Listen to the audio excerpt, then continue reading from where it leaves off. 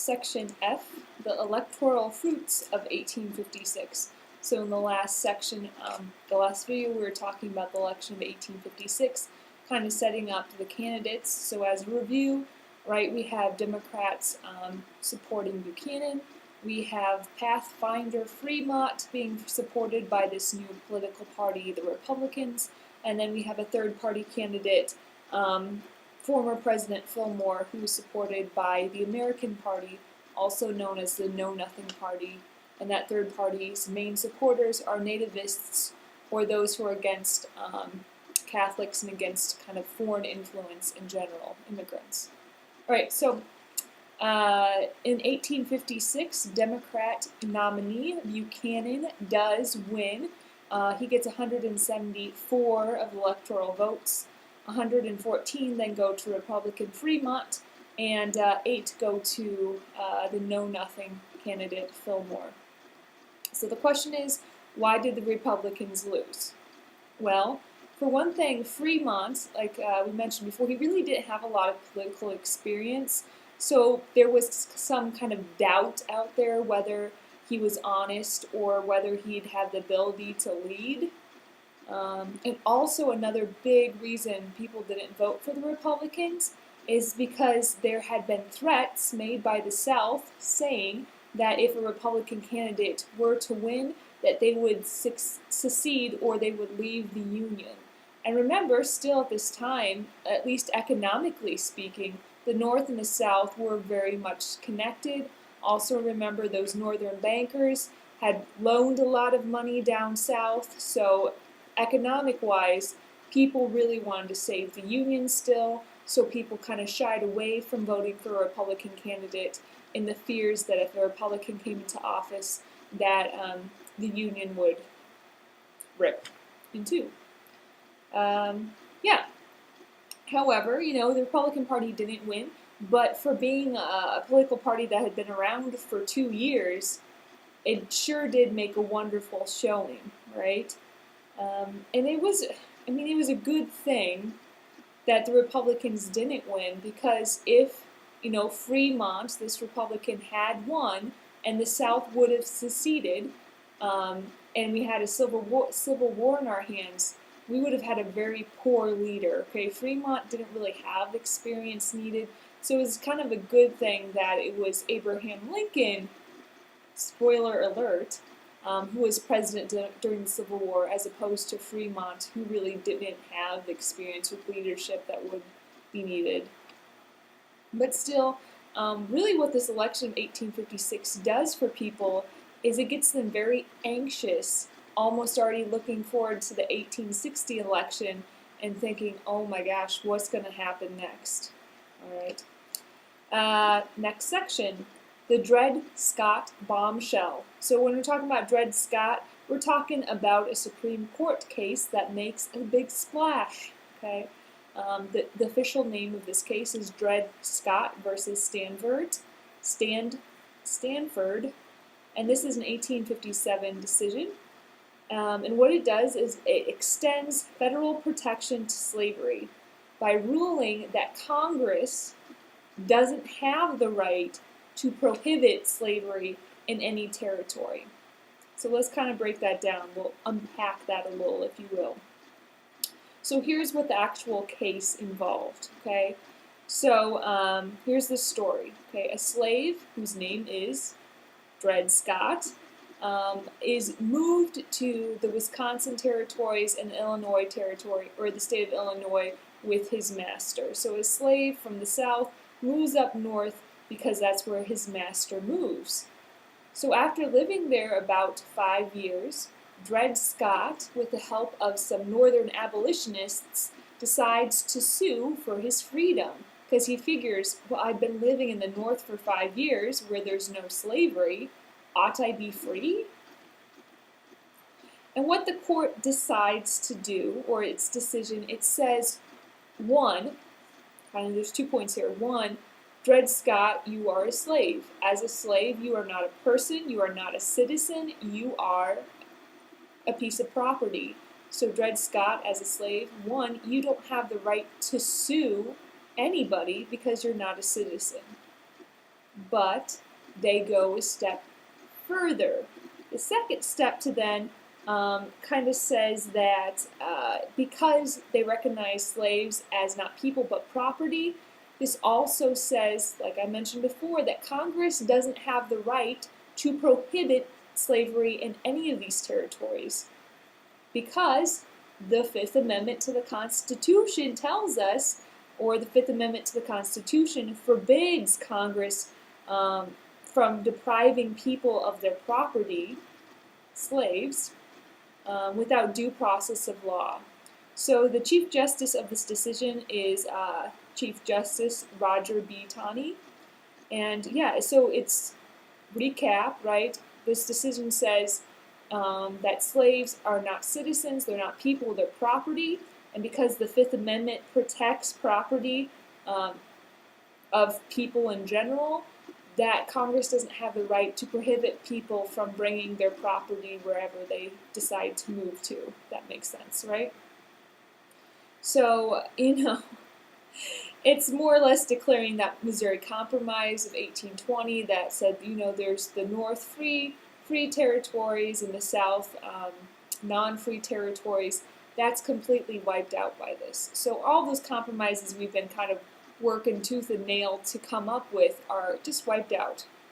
The Supreme Court saying, hey, you can have slaves wherever you want because they're your property and the Constitution protects your property. All right, so the effects of this decision. So popular sovereignty people, or people who wanted the territories to decide for themselves to be free or slave, they were upset by this because it's getting rid of popular sovereignty. Also, the Northern Democrats are upset with this because it's a big victory for slavery. And this kind of shock to the system further makes further divides the Democratic Party between the Northern Democrats and the Southern Democrats. Praise the Lord. The Republicans, remember the Republicans is this new baby party that's full of free soilers, or people who don't want the expansion of slavery into these new territories. They're infuriated by the Supreme Court case, more than anyone else, you could say. And they even start to question the authority of the Supreme Court. They said the ruling was more of an opinion than a decision. So they're so mad, they're even thinking about kind of ignoring the Supreme Court decision. And the South is now mad at the North for being openly defiant of the Supreme Court. And they're like wondering to themselves in the South, how much longer or how much more can we take of this? Next section. The financial crash of 1857. So we always talk about these financial panics, and because they're kind of a big deal to people in America. So we're going to talk about another one. And this one happened in 1857, and it's called the Panic of 1857. So this is 3 or 4 years before the Civil War happens. This crash is brought on by kind of the inflation that is caused by an influx of gold into our system through the hands of California. Also the over-speculation of both land and railroads, and just an excess grain production. So we have more grain than we know what to do with, so that really lowers the grain prices. So let's talk about this a little bit more. So it was bad economically, but really it hurt us more morally. Let me explain that. Okay, causes, I'll just repeat them because I think it's worth repeating. The California gold, so much gold is coming from California that really increases inflation. We have an excess of grain, so the prices of grain are just plummeting. Grain being like corn, wheat, that sort of thing. Over speculation of land and railroads. I like to repeat myself apparently. Anyway, so within that year, 57, over 5,000 businesses go out of business, or they fail. And then there's widespread unemployment, especially in the urban areas. And the North is really hit the hardest. Between the North and the South, the North is hit the hardest especially farmers who grow grain and whose grain prices are just plummeting. And the South, on the other hand, the South kind of comes out of this panic quite well, because the South is all about cotton, and cotton prices are as high as ever. So the South is kind of unscathed by this panic of 1857. So it kind of gives the South this kind of delusion that they are indeed superior to the North, because through this panic, everyone in the North, they're losing their jobs, they're losing their farms, but in the South, things just keep on going the way they have been. So the South kind of increases this delusion of their dominance, at least economically speaking, and in making iced tea. That's just an observation I've made. Anyway, yes, so this panic has some effects, other than unemployment, that sort of thing. But now people are starting to ask for some more stuff to remedy this panic. So in the North, there's increased demands for free federal land, because at this time, of course, we'd be willing to sell you all of this land kind of in the Northwest. But now there's people in the North demanding free land. They think, we're going to risk our fortunes, our lives. We're going to work really hard to tame this land.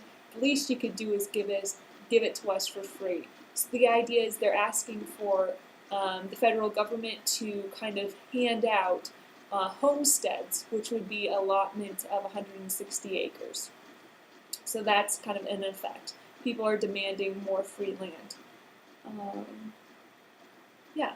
And this is opposed by a number of people, right? This giving of the free land. It's opposed, one, by Eastern industrialists who are fearful that their workers will then flood to the West if there's free land.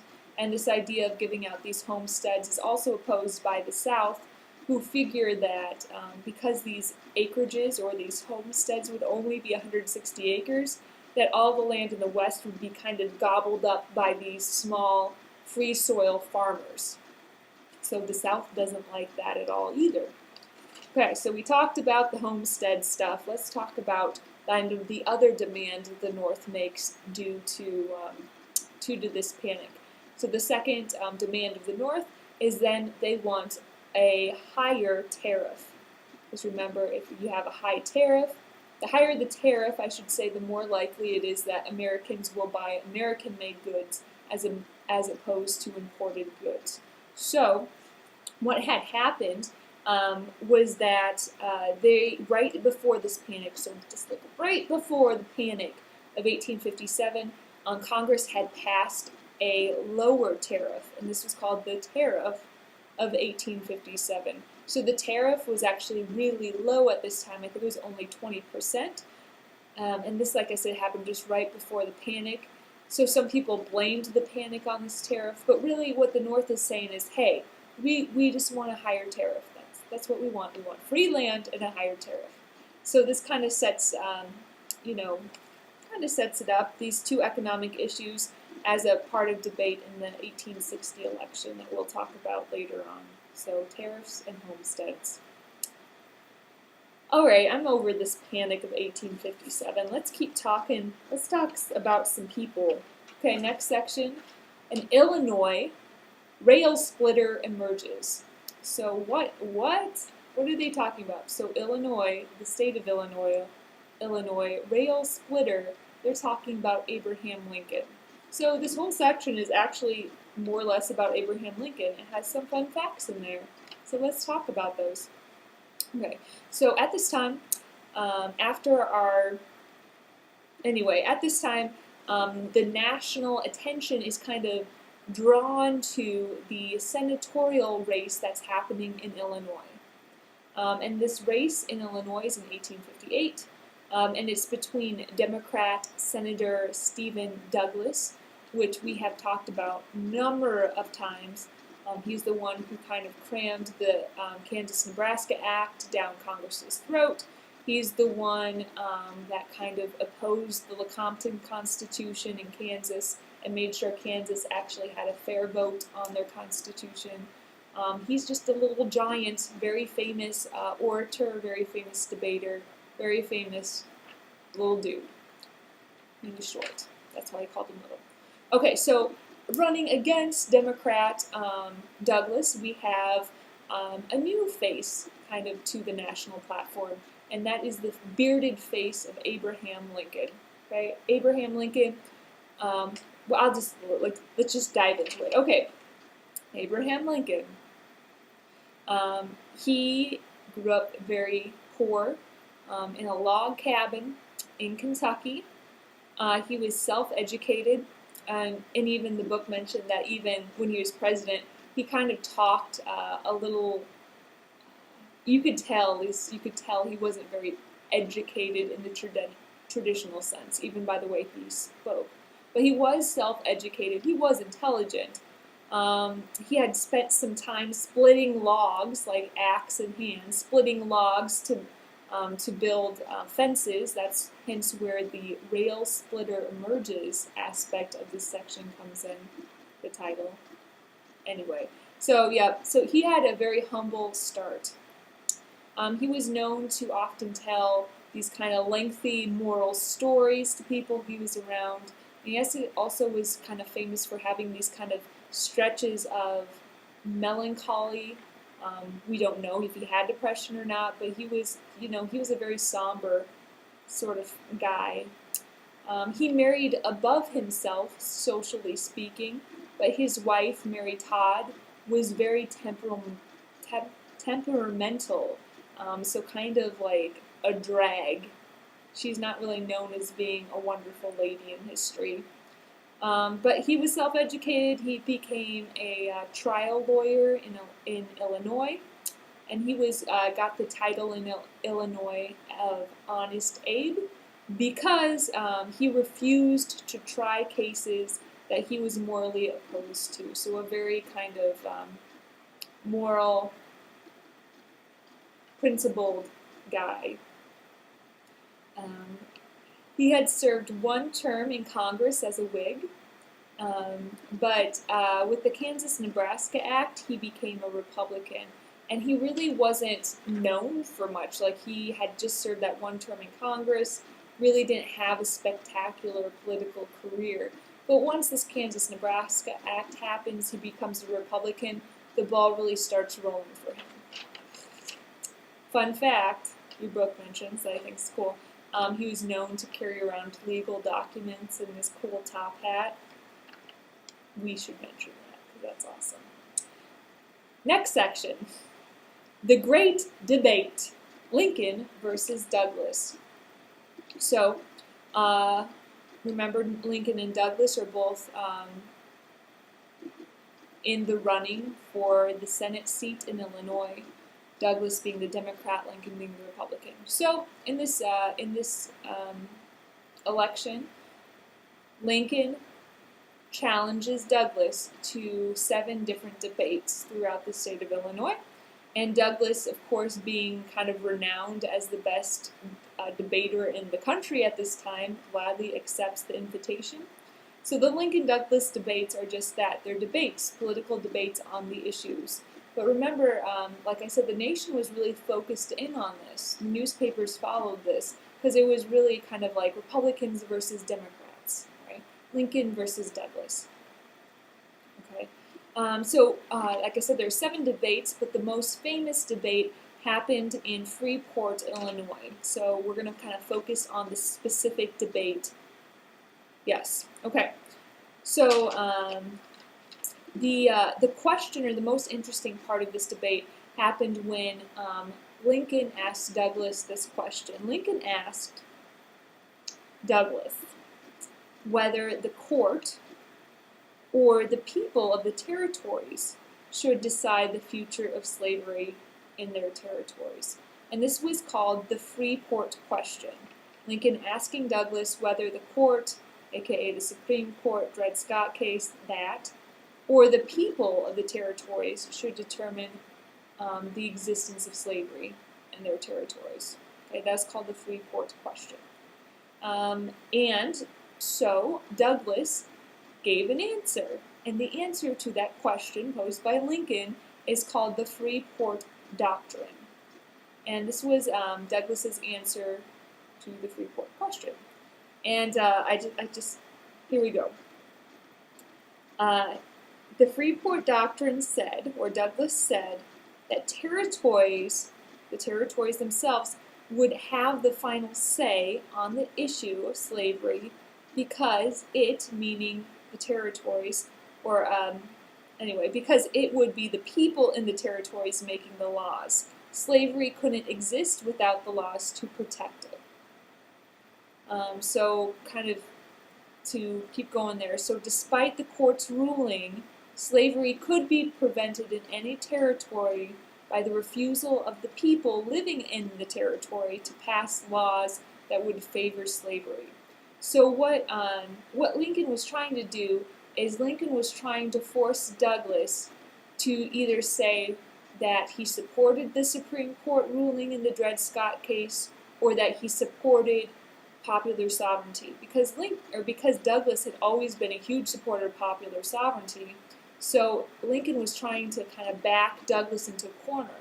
Lincoln was saying, "Hey Douglas, so do you like popular sovereignty, or do you follow what the Supreme Court says?" So he's trying to back him into the corner. And what Douglas kind of does is he kind of gets around that question by saying that the people in the territories will really determine it based on the laws they pass. Okay, let's keep going. All right, so the effect of these debates is actually Douglas does win the Senate seat. Okay, so Douglas actually is said to win the debate.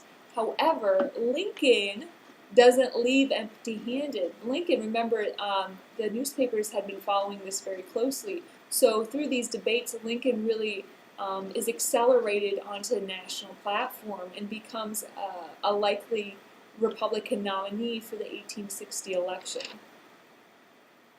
Yes, I just don't want to forget anything I want to tell you. Okay, so like I said, Douglas wins the Senate seat. However, through these debates, Douglas actually hurts his chances of being nominated in 1860 for the Democrats. Because for one thing, he had opposed the Lecompton Constitution, which was definitely favored by the South. And another thing, he's now kind of in open defiance a little bit of the Supreme Court. So now there's no way the South or the Southern Democrats would support him for presidency. So although Douglas does win the Senate seat, he kind of hurts his chances of becoming president because he's taken off the folks in the South, those Southern Democrats, by kind of saying he'd rather see popular sovereignty than follow the Supreme Court's decision. It's kind of confusing because Douglas does kind of have a confused answer he gives, right? He's kind of in a gray area there. All right, so let's talk about some crazy folks. Why not? Well, you can decide. Next section, John Brown, murderer or martyr? Question mark. So John Brown, right? We just learned about John Brown. John Brown was a radical abolitionist from Ohio who moves his family into Kansas. He enters the stage nationally when he and a group of his followers hacked to death 5 of the kind of outspoken pro-slavery folks in Kansas. Well, John Brown is back, and he's got a plan. Okay, so John Brown's plan is this. He's like, I'm going to start this giant slave rebellion in the South, and I'm going to arm all of these slaves in the South. They're going to rise up, and then we're going to create kind of this free black state. So this idea is kind of crazy. There's a lot of kind of holes in this plan, but this was his plan. I'm going to get a lot of money. I'm going to buy a lot of guns. I'm going to give them to slaves. Slaves are going to rebel. We're going to create our own kind of like state. Okay, so let's see how that goes, John Brown. Well, this all goes down or takes place at a place called Harpers Ferry, Virginia. Okay, Specifically in Harpers Ferry, his plan was to attack a federal arsenal. An arsenal is where, of course, they keep a bunch of guns. So he's going to attack this arsenal, and then he, in his mind, is like, a bunch of slaves will rise up, I'll give them guns, together we'll fight, we'll create a slave state, it'll be fantastic. That's not how things go down. So in Harpers Ferry, John Brown actually seizes it, he actually gets control of it, and in the process he kills 7 people and injures another 10, he and his followers. But the scheme failed for a number of reasons, kind of the most prominent of those being that the slaves didn't actually know what was happening, so they didn't even have a chance to rise up if they wanted to. Anyway, so the slaves didn't rise up as planned. Brown himself is injured, and he and his men are captured by a group of Marines rather quickly. And it's funny because actually the guy who was in charge of these Marines was Robert E. Lee, who only 2 years later becomes a huge general in the Civil War for the South. Anyway, so John Brown, we now need to decide if he's a murderer or a martyr for the cause. So he's convicted of murder and treason in a court, so he's tried on murder and treason, and he's convicted. His argument is actually insanity. There's actually a lot of people in his family had suffered from insanity, so that was his defense, trying to save his own neck. But the courts didn't buy that. It didn't work. So he is actually executed for this raid on Harpers Ferry. However, the reaction of the country is very unsurprisingly split. People either consider him a murderer or a martyr for the abolitionist cause. Guess what part of the nation connected with the murderer? It was the South. The South was like, this guy is a murderer. He should be hung. Okay? And the North was all like, no, this guy was a martyr for the abolitionist cause. He just wanted people to be free. So actually the day of John Brown's execution, throughout the North, they held rallies, they, lowered flags, they tolled the local bell, they rung bells, kind of in support of John Brown. So the South, seeing the North kind of celebrating who they consider this murderer, they're really upset, and it's kind of this. It gave the South the impression that that the whole North kind of held these violent abolitionist views. They thought that the North was just full of these, Brown-loving, John Brown, Brown-loving abolitionists. So it really gave the South the impression that everyone in the North was kind of this militant abolitionist, or they felt that was at least they felt that's the way the North was at the time. All right, and with that, I think that is enough for this video.